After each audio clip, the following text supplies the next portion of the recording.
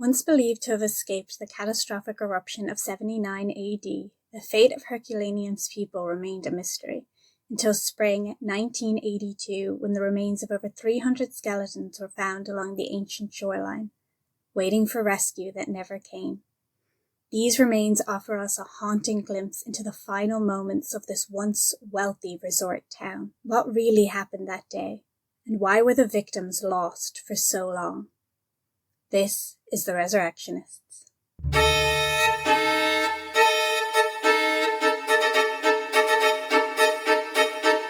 Hello everybody and welcome back to The Resurrectionists podcast. Today we will be discussing the ancient city of Herculaneum.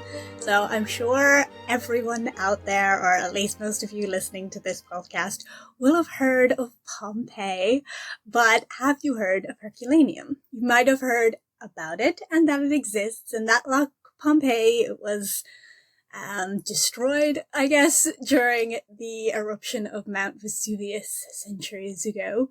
But do you know the details of Herculaneum and the 300 skeletons that were found there? I wanted to discuss it today because I think it's a really fascinating site, and while everybody kind of knows about Pompeii or has seen pictures of Pompeii or the plaster casts and stuff that have been made of the victims of Pompeii, I feel like people don't know as much about Herculaneum. I definitely didn't until I went to go visit it earlier this year along with Pompeii, and I just thought it was really fascinating, and so I wanted to discuss it with you guys. I also thought when I went to visit it, don't get me wrong, Pompeii, amazing. If you're interested in archaeology or history or classics or any of that stuff and you're in the area of Naples, then I would definitely recommend going to visit Pompeii. It's a fascinating site, and just being able to walk through the city, obviously not as it once was, but relatively well intact, I feel always connects you much better to history than reading about it or seeing objects out of context in a museum or something. Walking through ancient sites really gives you a better perspective on history, I feel like. And Pompeii definitely feels like that, especially when there's loads of people around. It's a huge tourist site, but I feel like that doesn't take away from it, because when it was an active city, there would have been so many people around all the time. So that's kind of accurate to how it would have been at the time. It's interesting. It's one of those things where having loads of people around actually doesn't take away from it. I feel it adds to the authenticity of the experience, I guess. But Herculaneum, I feel like, is, I don't want to say better than Pompeii. It's not. It's different. But if you only had the chance to go visit one site, I would actually recommend Herculaneum over Pompeii. Like I said, it's great that there's loads of people in Pompeii because I feel like it gives you a more authentic experience of what the city would have once been like. But that being said, there are so many people in Pompeii, whereas Herculaneum, there's less people. You still get the feeling of there being people around and this being an active, lived-in place, but there's less people. And for someone who hates crowds, I greatly appreciate it. It's also a smaller site, so it's easier to kind of visit. You don't get that kind of museum fatigue feels like the wrong word, but that's what I would call it, where after a while you just kind of get tired of reading plaques and walking around, and at least I do. Maybe that's just how my brain works. But at a certain point in Pompeii, I feel like it's difficult to take in any more information because you've been there all day and it's hot and you're surrounded by people and you've been reading stuff all day. Whereas Herculaneum, I just feel like it's easier to see everything and to sort of take everything in without getting that same level of fatigue because the site's not as big. I also feel like because the preservation, which I'll talk about later, is different, it sort of gives you a better understanding of what the city would have been like, or town. I don't really know if it's considered a city or a town. I saw it written as both. I'm going to go with either throughout this, so sorry if I keep flip-flopping. But you sort of get a better idea of what it would have been like because of how the preservation is. And then also, I feel like I know the history of Pompeii. I know what catastrophe it was, like the destruction, the number of people who died, like all of that. I understand that. But when you're at the site, you don't feel that necessarily. They do have some of the plaster cast replicas, like of the people that they've created. Like obviously they're famous for Pompeii, but you kind of only see like maybe 5 of them, like 5 different people. And then you see them multiple times, like recreations of them. So it almost makes it feel like not that catastrophic, if that makes sense, because you're only seeing like the same 5 casts and you're seeing them multiple times in different areas. So it's almost just makes it feel like it wasn't that bad. There weren't that many people who died. And I get that you can't fill the entire archaeological site with like plaster cast replicas of like dead people, because that would be really morbid. But I feel like, I don't know, I just feel you don't get the sense of the destruction and the loss of human life. You don't feel it as immensely as you do in Herculaneum, for the reasons that I will go into in this episode. But anyway, I just wanted to say that if you only have time to go visit one site, might I maybe suggest doing Herculaneum instead. Also, if you are going to visit Pompeii, might I suggest getting the train into the town and not the train to the site. There's 2 different train lines. One goes straight to the site, the other drops you off in the town. And then you walk through the town to get to the back entrance of the site. And if you get the one that drops you off in the town, it's a nice little walk to the back entrance of the site. And you also, there's less queues at the back. So that's just a little recommendation for me. You don't have to, but you know, little recommendation. The town's cute if you want to walk through it instead of just getting the train right to the site and then right out of the site. Anyway, those are my recommendations before the episode. So let's jump into it. So Herculaneum and Pompeii were both destroyed by the eruption of Mount Vesuvius, and scientists who are smarter than me have somehow figured out that they think, it is thought that Mount Vesuvius erupts approximately every 2,000 years, which is interesting. It is still an active volcano, so it does still erupt, but there's like 2,000 years of dormancy between each eruption. So Pompeii is to the southeast, approximately 10 kilometers from Vesuvius, and it's inland, whereas Herculaneum is to the west of Vesuvius, and it's about 6 kilometers away. And at the time of the eruption, it was coastal. Now it's a little more inland.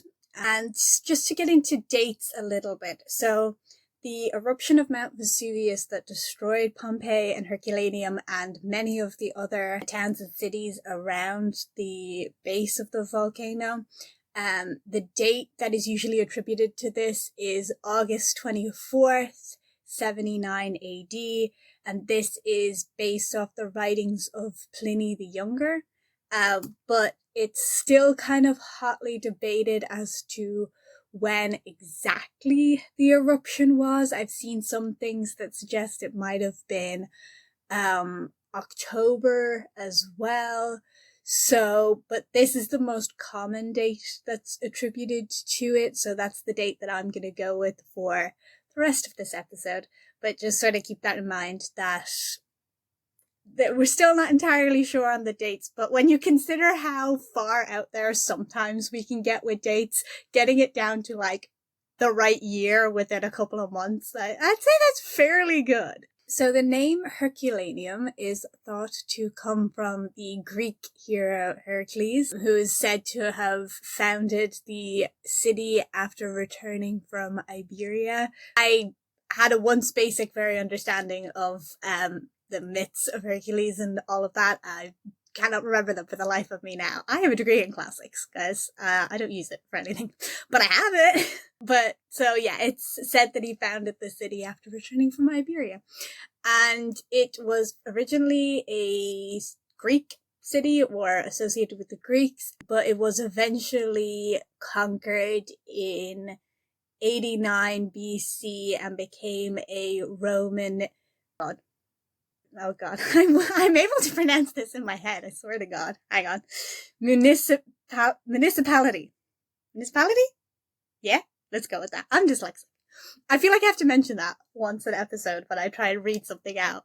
I'm dyslexic, I apologize. So yeah, it became a part of Rome in 89 BC. Herculaneum was considered to be a wealthy coastal town and was often a sort of holiday retreat destination for the wealthy of Pompeii or Naples or the bigger, more urban cities that were around Herculaneum. Like I said, it was coastal, so people would have kind of, I guess, the same as people would have nowadays. They'd have their holiday homes along the beaches or along the cliffs, I think they were, of Herculaneum, and they'd go visit there in their off times, I guess. That's another reason why Herculaneum and Pompeii are so different.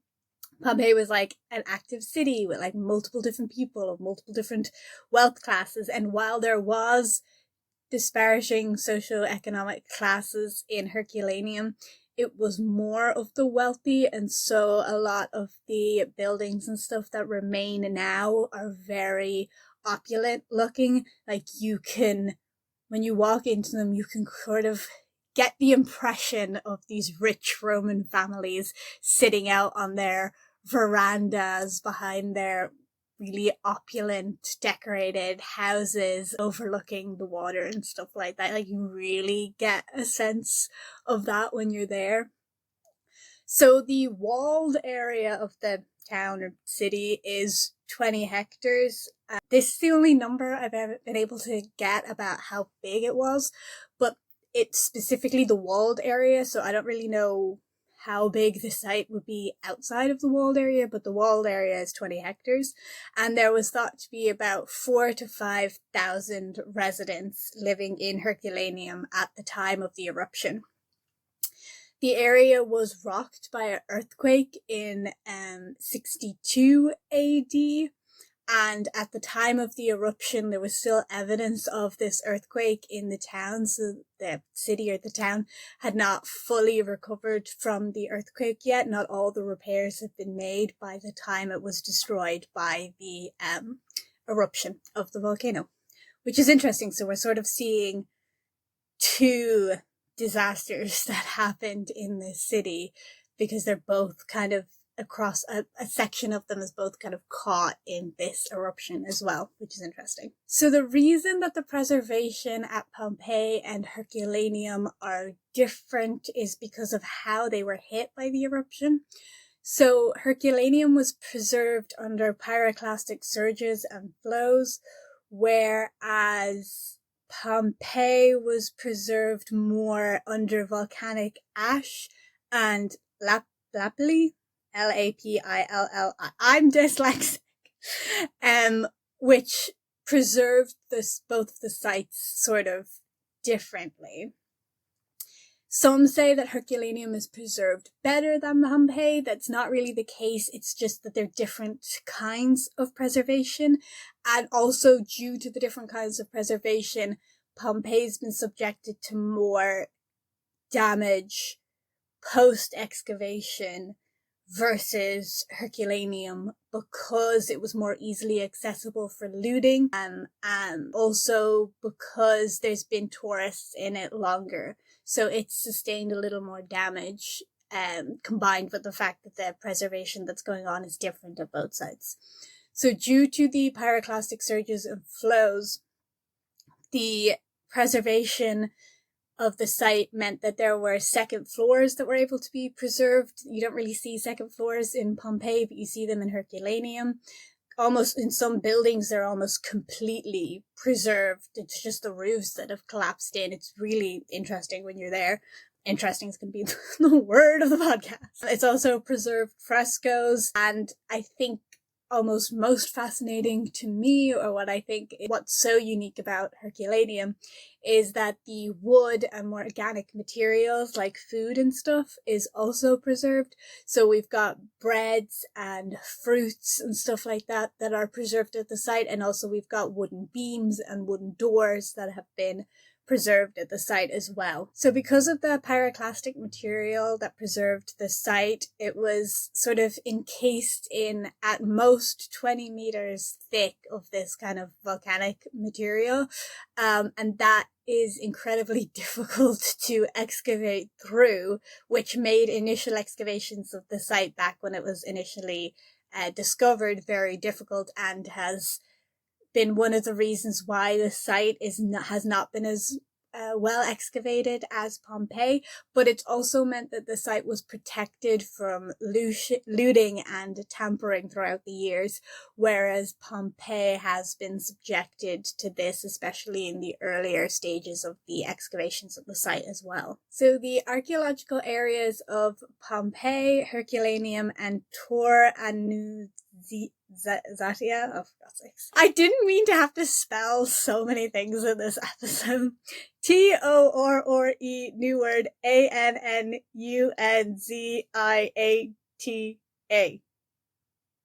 That are considered a UNESCO World Heritage Site. So all three of them together are one UNESCO site, and they were designated as such in 1997. So now we will get into the very, very long history of the multiple excavations of Herculaneum. So the theatre at Herculaneum was first excavated in 1710, and this was the first area of the city, town. This is going to bother me the whole episode, I apologize. But of the site to be excavated. I believe the theatre itself was just excavated, and then they sort of stopped excavations for a while.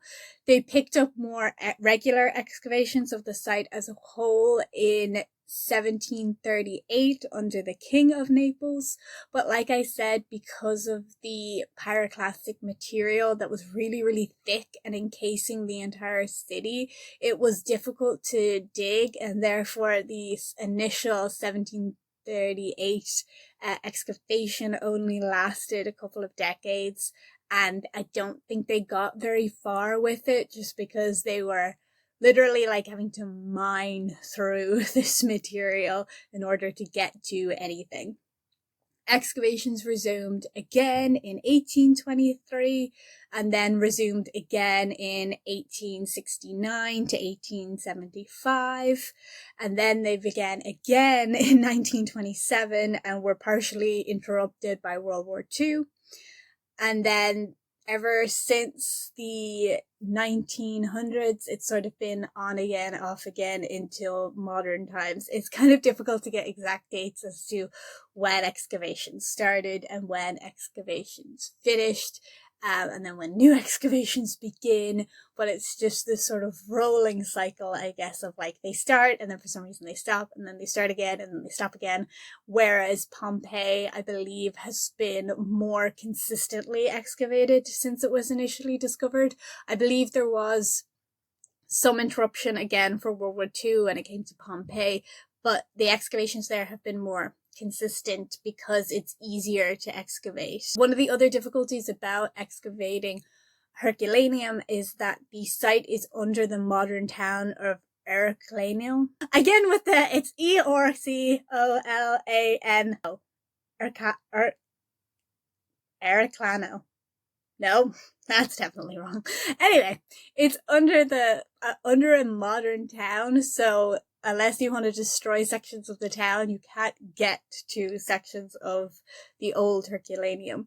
So there's a lot of tunneling that goes on, and therefore a lot of areas of the site are not fully open air excavated to the same extent that Pompeii is as well. So in all these previous excavations that went on between the 1700s and the 1900s, there was only about 40 bodies, 40 individuals found in the whole area of Herculaneum. This is in contrast to the 1,300 individuals that had been found in Pompeii by this time. And therefore, it was originally thought that the people of Herculaneum had managed to escape the eruption, and that it was just these few individuals that got left behind and were trapped in the eruption as well. But that theory sort of gets blown out of the water with later discoveries. So excavations began yet again in the 1980s, and in spring 1982, the remains of 139 individuals were excavated along the shoreline of Herculaneum. And this was a huge discovery, considering that before this, all they had was those 40 or so individuals that they'd found beforehand, and it sort of completely changed our understanding of Herculaneum. So those 139 individuals were found between 1982 and 1985, and then there have been additional individuals found in excavations between 1997 and 1999, and another more again were found between 2008 and 2012. And that has led to the discovery of approximately 340 individuals altogether. So all of these individuals were found in the beach and shoreline of Herculaneum. There are these alcoves. I'll post pictures on my Instagram, so if you're interested, you can go check out at the Resurrection Woman on Instagram, and I'll have photos up of everything to do with this episode. There's also pictures and stuff up there from my previous episode on the Kilkenny Workhouse if you want to look at those as well. But there are these chambers, I guess, these arched tunnels at the shoreline of the shoreline, and that's where they found most of these skeletons. So it's kind of hard to explain. There's the city on top, and then there's these under the city, there's these alcoved chambers, I guess you'd call them, and then there's the beach. And I believe the purpose of these chambers was like for boats to go into, so that you could then take things off the boats and then get them up into the city. You know, they were almost like little ports, but they were under the city, outside and along the city. Does that make sense? I'll post photos. Go check out the photos, because trying to explain this is difficult. But there are 12 of these chambers along the ancient shoreline, and skeletons were found in 9 out of 12 of these chambers. They also found 2 horses and a dog, and the dog makes me sad.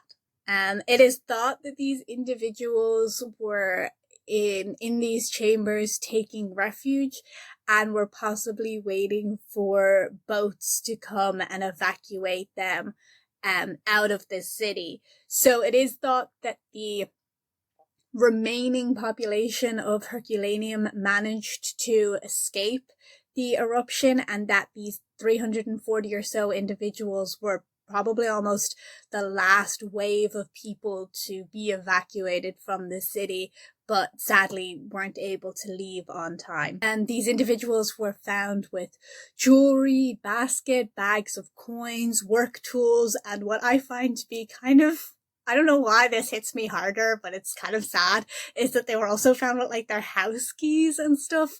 So it really seems like they were taking all the valuables they could carry and trying to flee the city. And there's men, women, children, rich, poor, enslaved. So it isn't as if there's a subsection of society that's being left until last to be evacuated. It looks like it really is just a mixture of everybody down here in these chambers, all huddled together, waiting for rescue. So this discovery really changed our understanding of Herculaneum completely. Like I said before this, it was commonly believed that everyone had managed to escape the eruption, but now we can see that there is a rather large number of people that sadly didn't make it out alive. And these individuals give us a really interesting insight into the final moments of Herculaneum as well. So one of the things that we can sort of tell from these individuals is that the evacuation of the city must have been slow and well organized, despite the fact that it would have been taking place in the middle of the night at this point, and it would have been very dark. The reason why people knew to escape is that there was a series of earthquakes before the big eruption that engulfed the town, and the series of earthquakes would have started about 12 hours before the eruption. So the individuals of Herculaneum had about 12 hours to evacuate. Now, it's thought that they initially maybe wouldn't have been as worried about these earthquakes. Like I said, there'd been earthquakes before. It didn't necessarily mean that the volcano was going to erupt, but obviously at some point they realized that that was the case, and they started evacuating the city. It's interesting because the way to get down to these chambers, or the way to get down to the beach, is through a narrow passage and then down a really steep ladder. So in a mass evacuation, or like stampede evacuation, where people are panicking and running, you would expect to see victims of bottlenecking or victims of stampeding, either people who die or are injured because everybody's just trying to get out through like this really narrow space that is not built for emergency evacuations as such. But we're not seeing any evidence of this in the individuals along the beachfront. We're seeing evidence of young children and people who would not have been able to walk and would have required assistance making it down to the chambers in the beach.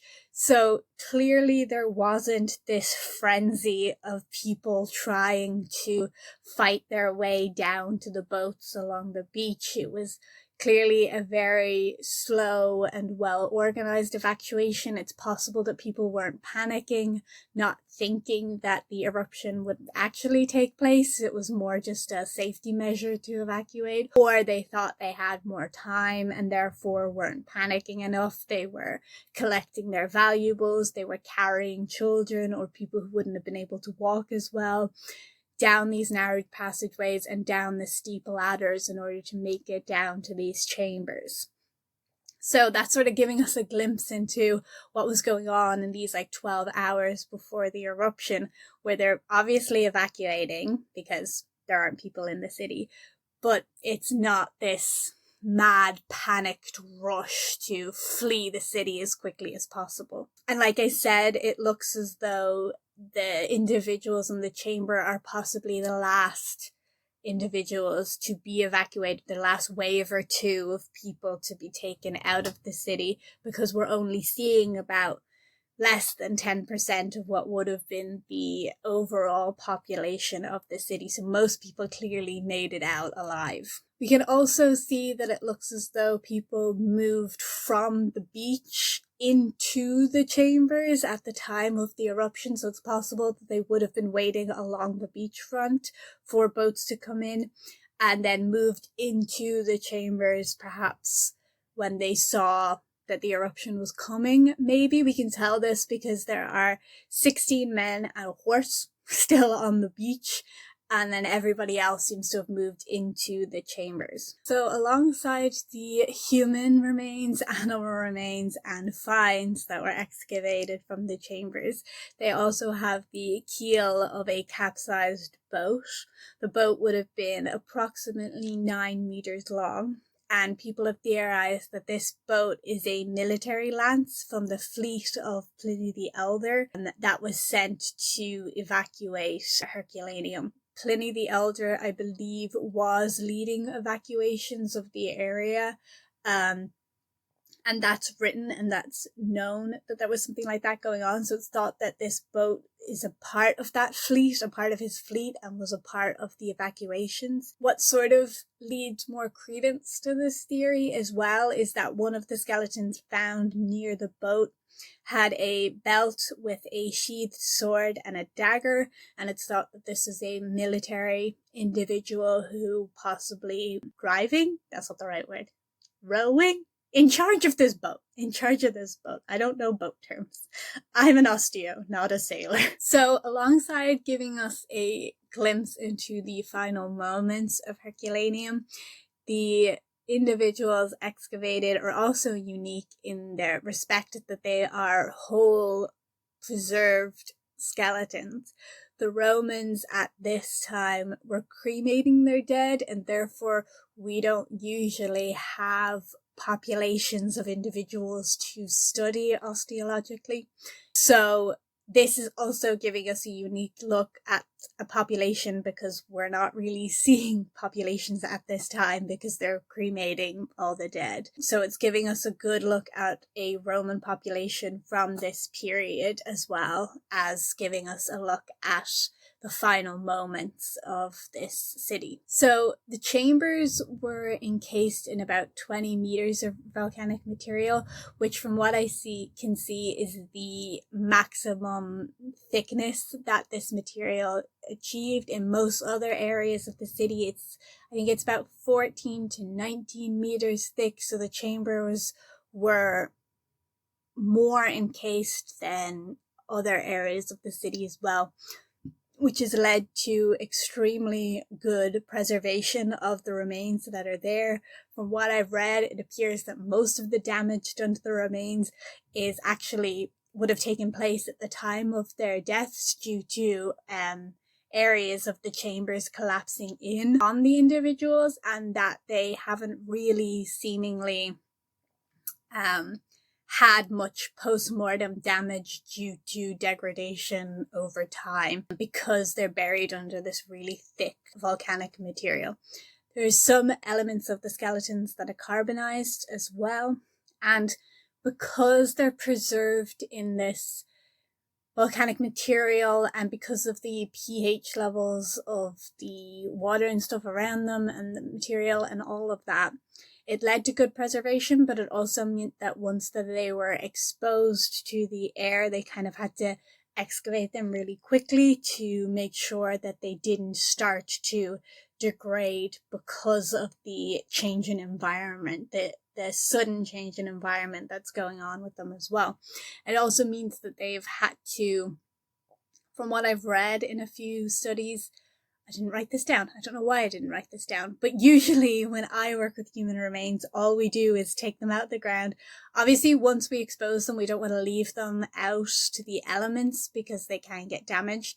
So we try and excavate them as quickly as possible anyway, regardless of the environmental changes doing any damage. And then we get them back to the office. We clean them, which literally just means scrubbing them with a brush and getting all the dirt off of them using warm water. We dry them in a shed with radiators, just a warm environment to dry them out as quickly as possible.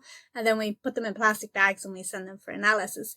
These skeletons, I believe, because of how they were initially preserved, had to have had additional preservation done to them in order to make sure that the environmental shift didn't damage them. So I believe they were coated in something, resin, possibly, something like that, to ensure that they were preserved better. I didn't write that down, sorry. There's a reference list below, as always, so if you're interested in learning more in that, I'm sure it's definitely in one of the things I've referenced below, one of the academic papers. I just can't remember which one. Sorry. So one of the things that's really interesting about the individuals is that doing the age at death estimation doesn't actually tell us anything really about the population, which is really unique. I'll explain that a little better. So what I mean by that is, usually when we do age at death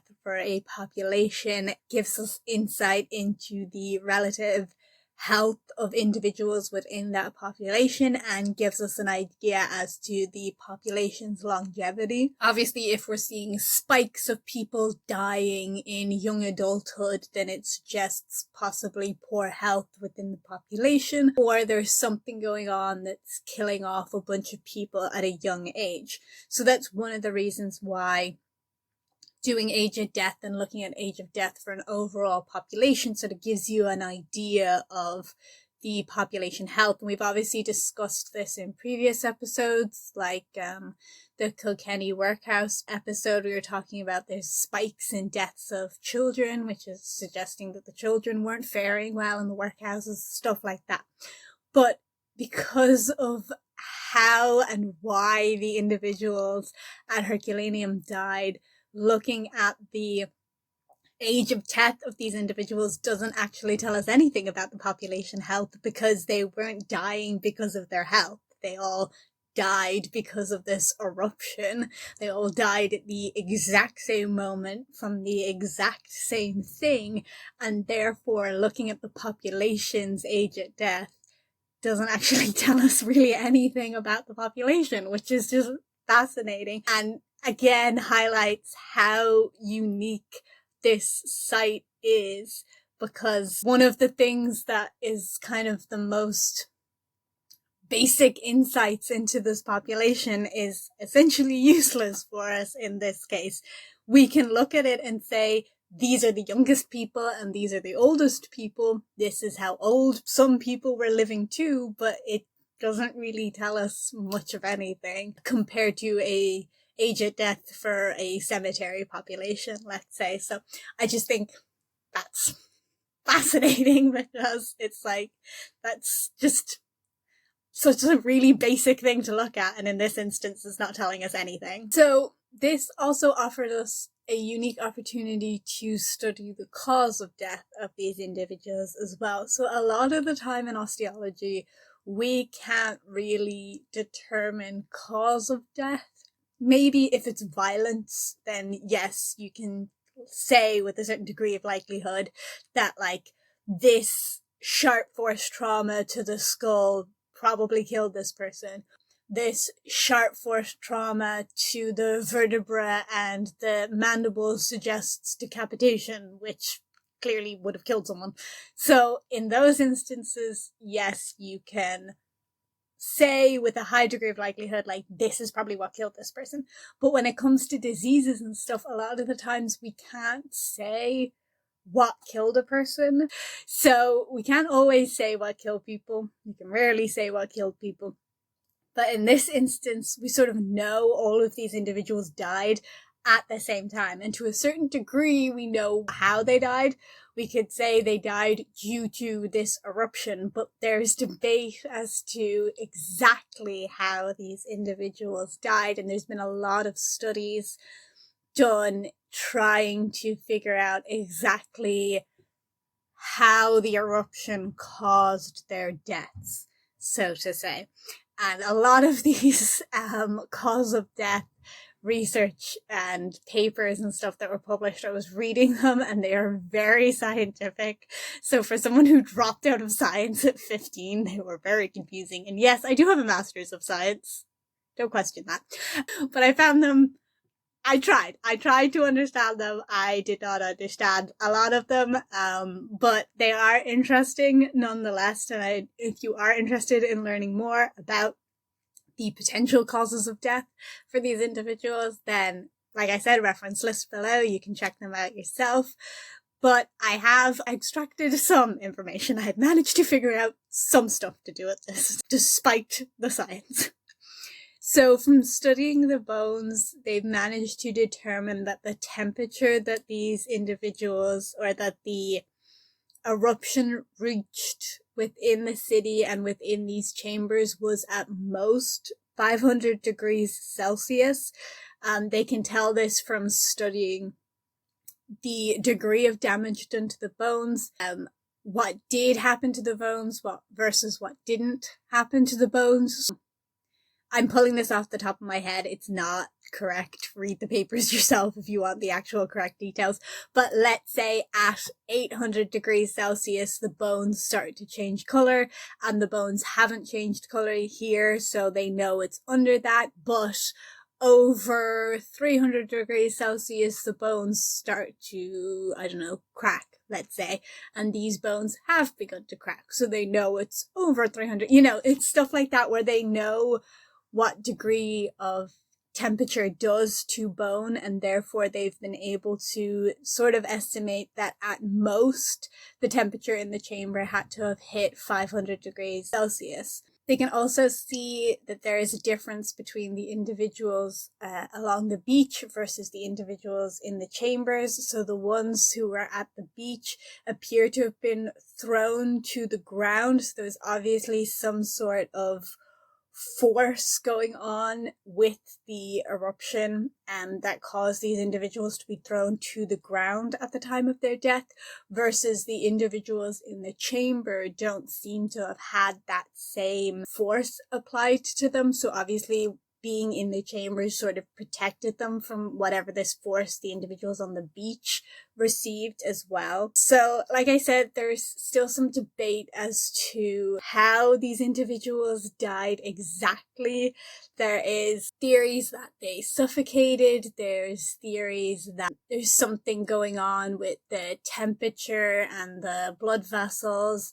There's theories that they overheated, I think, is some of the theories and stuff as well. So there's many different theories, all to do with eruption-induced death, I guess, as to how exactly these individuals died. But it is thought that their deaths were instant, or at the very least relatively quickly, and they probably didn't realize they were dying. There used to be theories when these individuals were initially found that their deaths were slow and that they suffered, and a lot of this has to do with kind of the position that they and the individuals in Pompeii were found in. A lot of them were found in this sort of like crouched position, or it seemed as though their arms were sort of in front of them, almost like protecting themselves. In reality, it's thought that this is due to muscle contraction due to the temperatures that were going on, and that it happened after they died, and is therefore it's not the individuals bracing for death, it's that because of the temperatures that were going on, their muscles contracted and caused them to sort of curl up into these positions after death, and therefore made it look as though they were sort of bracing themselves, but that's not really what's going on. And then because their muscles were contracting in this way, and then they were almost immediately encased, that's why these positions are sort of held, versus if they had decayed naturally, if their bodies had decomposed, that's the word, decomposed naturally, then obviously this contraction would have fallen away with time as the soft tissue started to decay. So that's why we're seeing it preserved that way, because obviously the bodies were preserved in the chambers under the volcanic material, and it was sort of freezing them in this final position. So I have looked high and low for general information about the population as a whole, like number of men, number of women, number of children, age of death, all of that, and I have not been able to find it. I'm sorry, I looked, I swear I looked, but I don't have university access to a lot of papers and stuff anymore. There's only so many of them I can access legally online, and some of them I can't get into, so it's possible that it does exist out there. I'm sure it does exist out there, a breakdown of all the sexes and the ages and the pathology for all 340 individuals that have been excavated. I can't find it. I'm sorry. If somebody else manages to find it, then please tell me, because I really do want to know and I would be very interested. I'm sure it's out there somewhere. But I'll just give you a sort of breakdown of what I have been able to discover so far, and then we'll go into specifically, I do have information for the initial 139 individuals that were excavated. I do have information about that. So I'll go into kind of the overall that I do know for all 340 individuals, and then I'll go and do a more in-depth breakdown of the initial individuals that were excavated.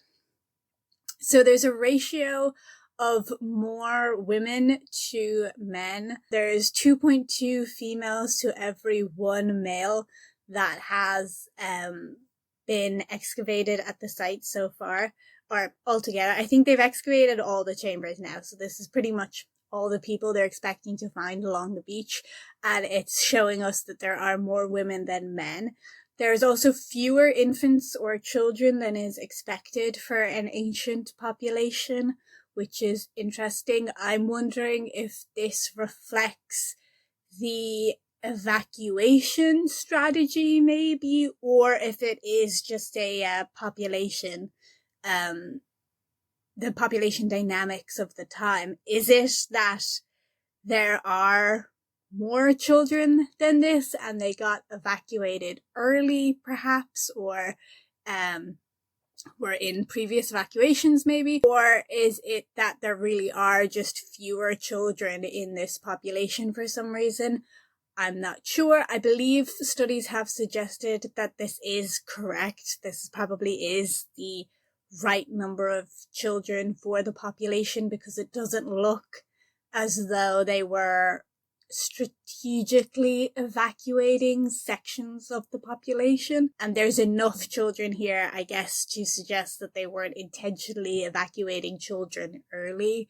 So it could be that this is an accurate reflection of the population numbers. They've also done studies on the diets of these individuals, and it suggests, interestingly enough, that despite this being a coastal town, the individuals had a more terrestrial diet than marine diet, and that their diet was high in cereals.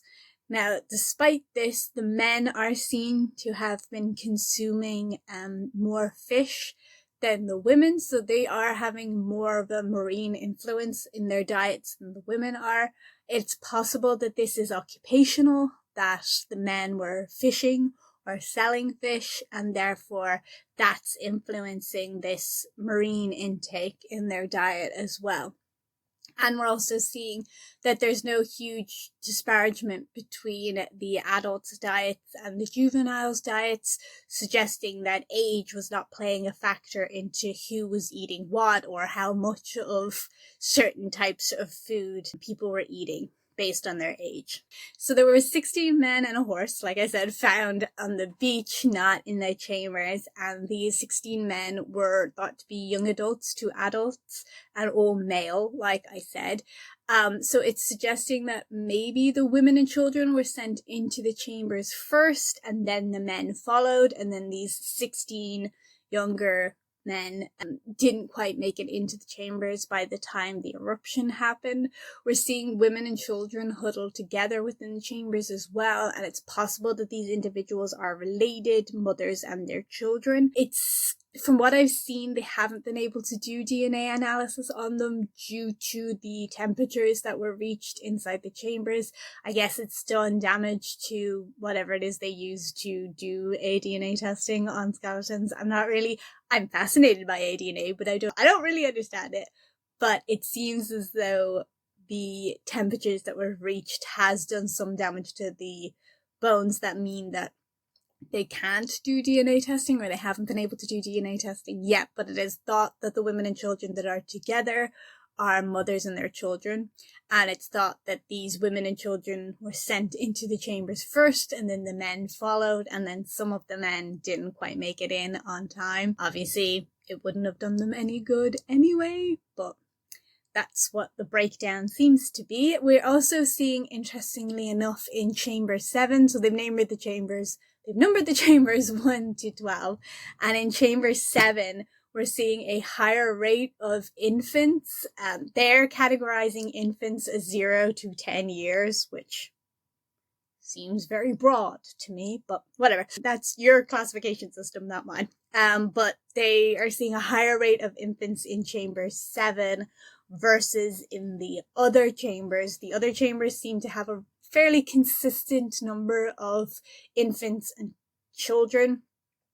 It's only chamber 7 that we're seeing this spike in the rates of infants that are in there, which again could be interesting if you could do DNA testing to figure out if maybe it's just one family had a lot more kids, because if they're between the ages of 0 and 10, they could all feasibly be from, not all of them, but a number of them could feasibly be from the same family. Or it would be interesting to see why there's this spike in infants in this one chamber, if it is family related somehow. Like I said, I don't have a full demographic breakdown or paleopathological breakdown for all 340 individuals because I can't find it anywhere. I tried.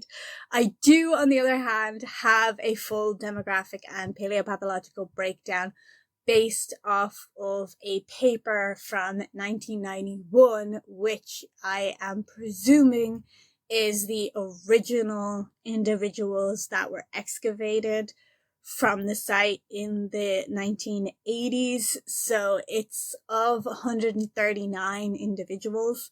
And it's stated in the paper that they consider this to be a statistically valid population level, and that the conclusions reached based on this population should be accurate regardless of how many more individuals are excavated. So, yeah, I don't know, man. This is all the information I could find, and they're saying that the rates of everything that they're seeing in these individuals should be consistent regardless of how many more individuals are excavated. From what I could kind of gather from the information of the other excavations, it seems like that's probably true, but I don't know. Take it with a grain of salt is what I'm saying. So of this 139 individuals, 51 were males, 49 were females, and 39 were children, and they're classifying children as under the age of 15. So this paper is suggesting that the low number of juveniles or children at the site may be suggestive of a diminishing population level, possibly associated with some sort of fertility problem going on at the site, or it could be some sort of social issue that's leading to a low number of juveniles.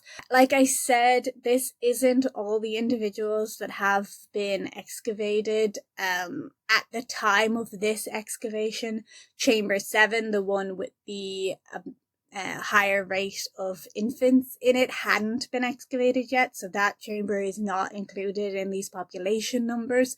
But when you look at the overall dispersion of adults to non-adults in the chambers, they do seem consistent. All of them, like I said, except for chamber 7, it's an outlier. So it's probable that this assessment of a low number of children to the number of adults is consistent across the rest of the individuals that were excavated at a later date as well. So across these 139 individuals, we're also seeing very low rates of dental diseases.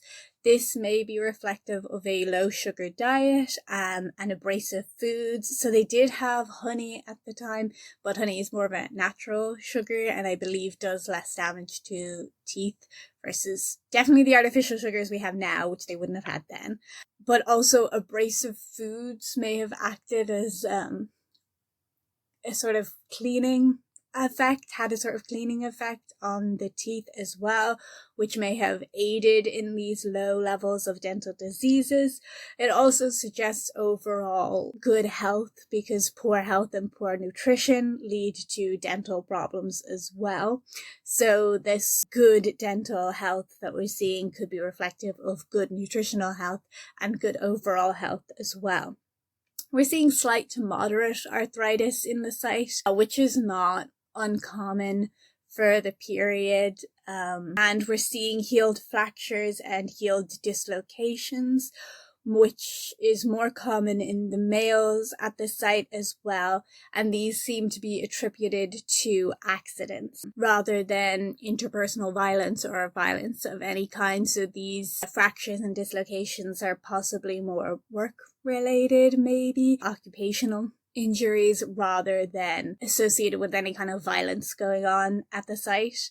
We're also seeing rates of healed anemia in some people as well, suggesting that at some point in their lives, individuals in Herculaneum had anemia, but that it healed at a later date. So of these 139 individuals from the original excavations of the chambers, there are two outliers where we're seeing vastly different pathological signs in them versus the rest of the population, so I thought I'd go into them.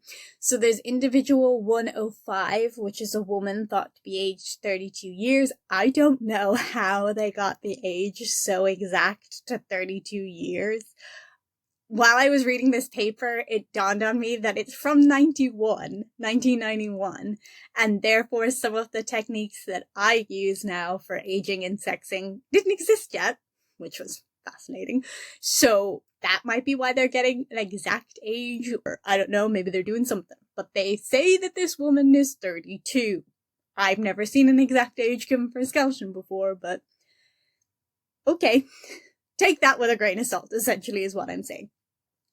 So from studying this individual, they can tell that she has congenital bilateral hip dysplasia. Say that 10 times fast. Essentially, that means that the ball of her femur and the socket of her pelvis never formed properly and therefore don't sit into each other properly. There are photos of this skeleton, and if I can get good ones of them, I'll put them up on my Instagram as well. But you can see that the ball of her femur and the socket of her pelvis are quite deformed, and the bilateral part means that it's in both of her hips, not just one or the other. And this condition can lead to dislocations of the hip joints because the balls and sockets never form properly. They don't sit into each other properly, and therefore they can dislocate.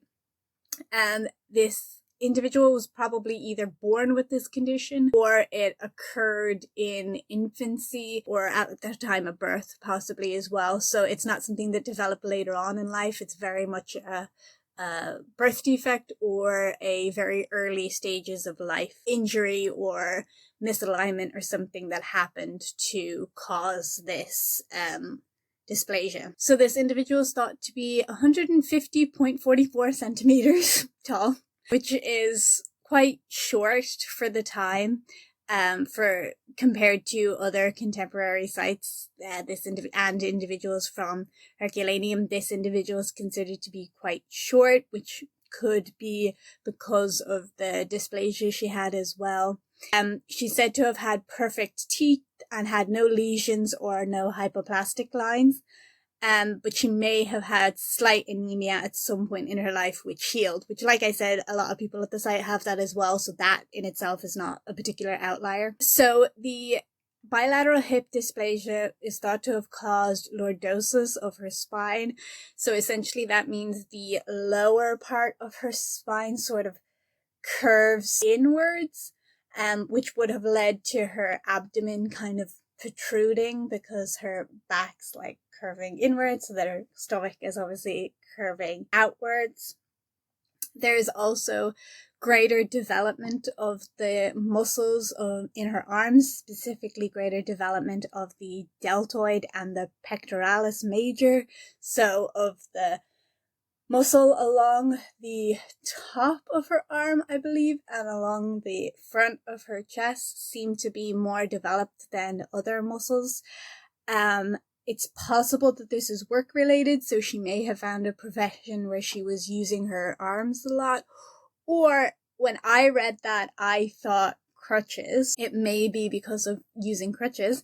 Someone I work with just finished their PhD recently looking at mobility and crutch use and the biomechanics of all of that. It's really fascinating, but I would be interested in what she has to say to this, because that's what that made me think of, is someone using crutches. So that would be interesting if that's the case.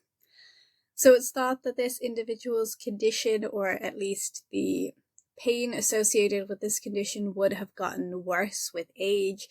Generally, I personally do not try and associate pain to conditions, because different people experience pain in different ways. Different conditions affect people in different ways, and therefore trying to say that someone was in pain or that their pain would have gotten worse is difficult to discern person to person. So I try not to say it, but it is said in this article, so I thought I'd tell you what it says in the article. Either way, regardless of pain, this individual wouldn't have been very mobile, or wouldn't have been mobile to the extent of getting down a narrow alleyway and down really steep ladder during an evacuation, and therefore possibly would have needed help in order to get down to the beach. So she's one of these individuals that they say probably wouldn't have been able to walk down to the beach themselves, and is suggestive of a unhurried and organized evacuation of Herculaneum. So one of the other outliers we have at the site is skeleton 103, which is a woman thought to have been aged 36. Again, I don't know how they're getting such an exact age, but that's what it says, so that's what I'm repeating. She's also considered to be quite short. She was 150.5 centimeters, so close to our other girl. Her bones were seen to be quite thick and heavy. Skull was fractured in a number of places, but it's thought to have been from falling debris after she died. But because of that, they can't really quantify the level of thickness or heaviness of the skull, because it's not complete, but her femurs do appear to be overly thick and heavy given her size as well. We can also see that both of her tibia and fibula are bowed medially, meaning that they are bowing inwards, and that the pelvis appears to have been greatly flattened as well. So it's thought that she may have had residual rickets, meaning at some point in her life she had rickets and then it healed but the bowing remained. She appears to have also had poor dental health relative to the population. Of course, like I said, the rest of the population seemed to have pretty good dental health, but she had 2 abscesses and 7 missing teeth, not 3.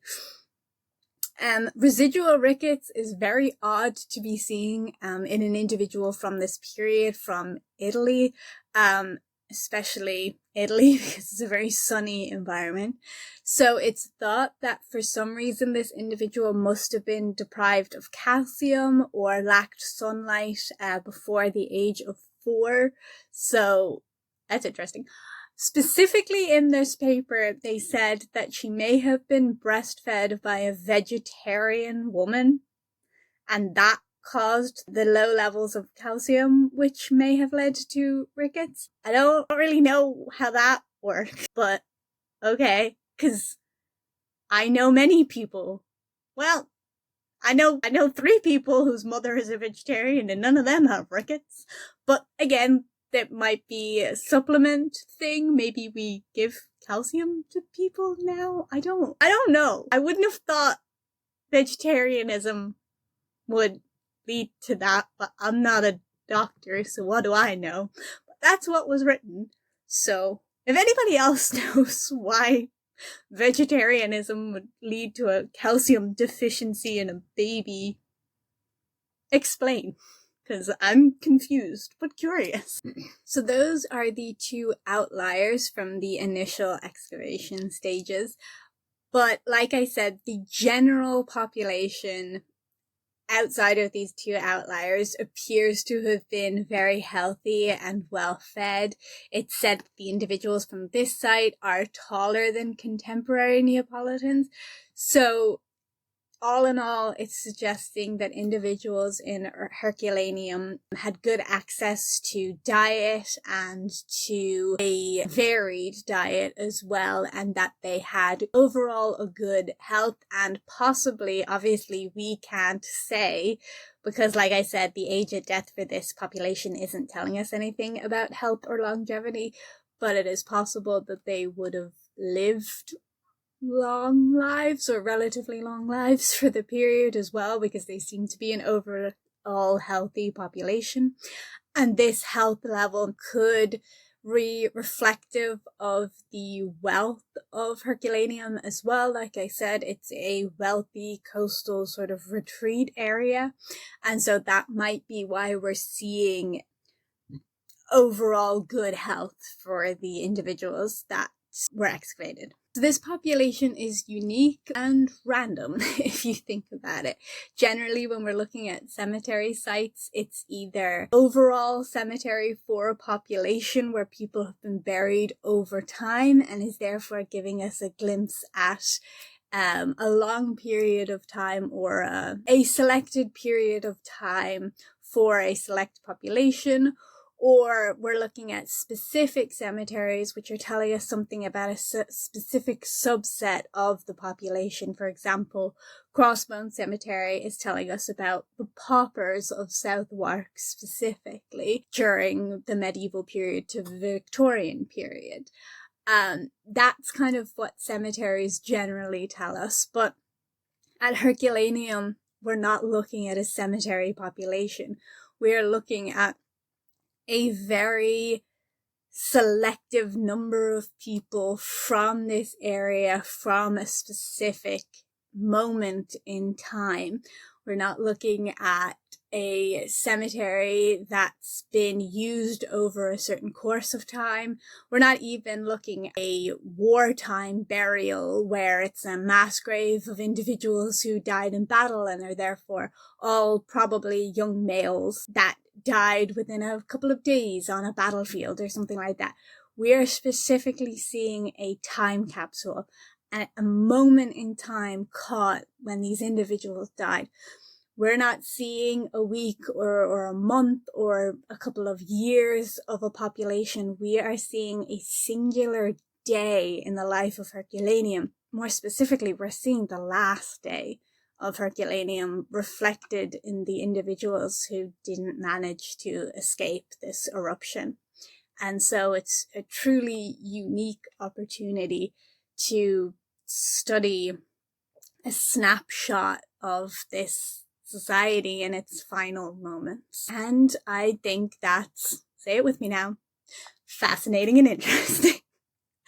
So that's Herculaneum, and that's the information I have managed to gather, because like I said, it's hard when you aren't associated with a university anymore and they don't let you read shit for free online. I'm poor. I'm not poor. Papers are expensive and I refuse to pay those ludicrous fees. So currently at the site of Herculaneum, there are fiberglass replicas of these skeletons in the chambers. So the real skeletons aren't there anymore, but they do have the replicas of the skeletons in place in the chambers and along the beaches.